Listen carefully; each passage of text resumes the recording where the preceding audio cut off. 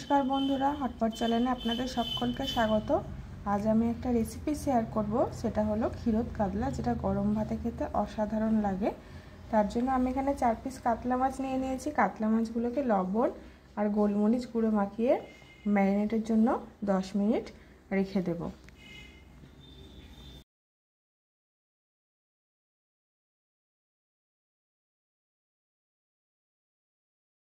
Marinate करा हয়ে গেলে কড়াইয়ের মধ্যে সাদা তেল নিয়ে নিয়েছি। এই রান্নাটা সম্পূর্ণ সাদা তেলেই করতে হবে।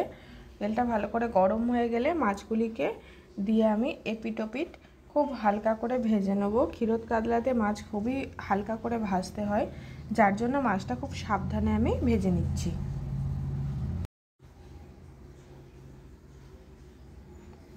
মাছ ভাজা হয়ে গেলে মাছটিকে আমি তুলে নিলাম। এরপরে ওই তেলের মধ্যে গোটা গরম মশলা দিয়ে দিচ্ছি হচ্ছে 2টো পেঁয়াজ কুচি, দিয়ে ভালো করে নাড়াচাড়া করে পেঁয়াজগুলিকে লাল করে ভেজে নেব।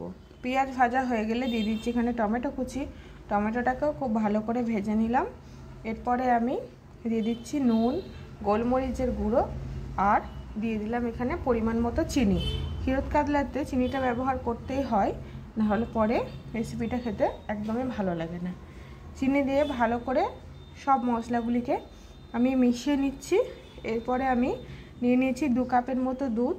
দুধের মধ্যে হালকা গরম দুধের মধ্যে আমি এখানে 1 চামচের মতো ময়দা গুলে নিচ্ছি। ময়দাটিকে ভালো করে গুলে নিতে হবে যাতে কোনো ডালা ভাব না থাকে।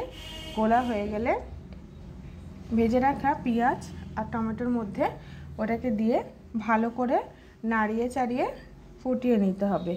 ফুটিয়ে নিয়ে গ্রেভি ঘন হয়ে গেলে ভেজে রাখা মাছগুলিকে দিয়ে আরও একটু ভালো করে নাড়াচাড়া করে উপর দিয়ে চেরা কাঁচা লঙ্কা আর গরম মশলা গুঁড়ো ছড়িয়ে আরও একটুখানি ভালো করে নাড়াচাড়া করে গরম ভাতে পরিবেশন করুন এই ক্ষীরোদ কাতলা, যেটা খেতে সত্যি খুব অসাধারণ হয়।